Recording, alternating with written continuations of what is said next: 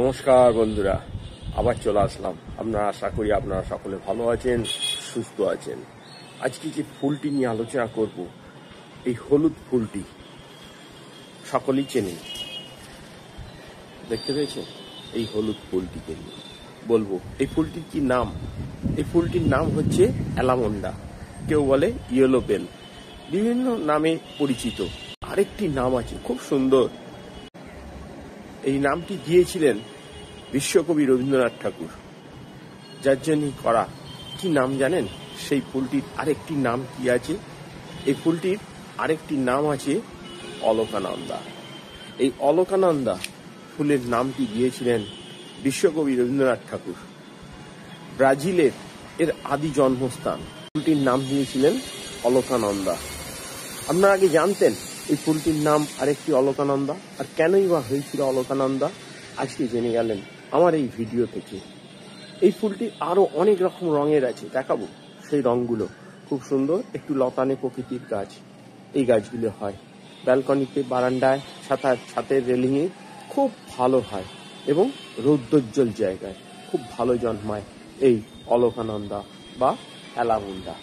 আজকে যারা আমার এই চ্যানেলে নতুন এসছেন তারা একটু সাবস্ক্রাইব করে রাখুন।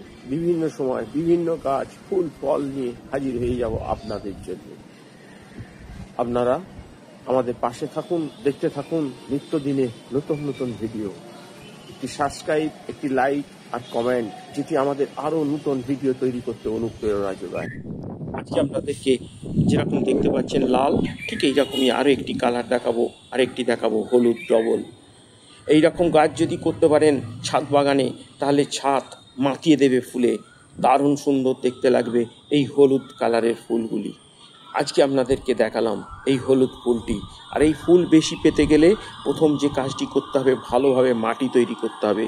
যে মাটিটা হচ্ছে 50% জমির উর্বর মাটি, আর 30% লাগবে 1 বছরের পুরনো গোবর সার, জাতীয় গোবর সার অথবা পাতা পচা সার।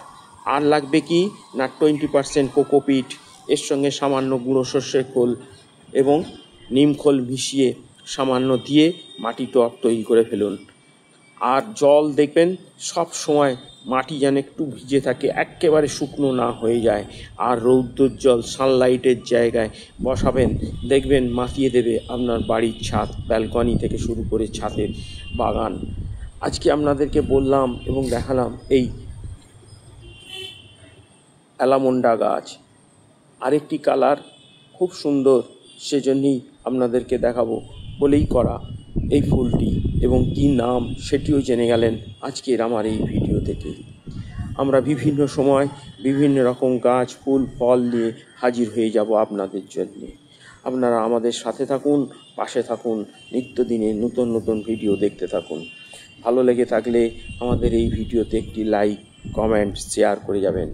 যারা নতুন এসছেন তারা একটি সাবস্ক্রাইব করে রাখুন। সবার আগে সর্বপ্রথম আপনি আমাদের এই ধরনের ভিডিও পেয়ে যাবেন। আজকে আপনাদেরকে দেখালাম এই অ্যালামন্ডা গাছ, খুব কম পরিচর্যায় খুব ভালো ফুল পেতে, সেটি আজকে বললাম, এবং আর কি নাম সেই গাছটির সেটিও জানালাম। যদি ভালো লেগে থাকে তাহলে আমাদের যাওয়ার সময় একটি লাইক, কমেন্ট, সাবস্ক্রাইব করে যাবেন।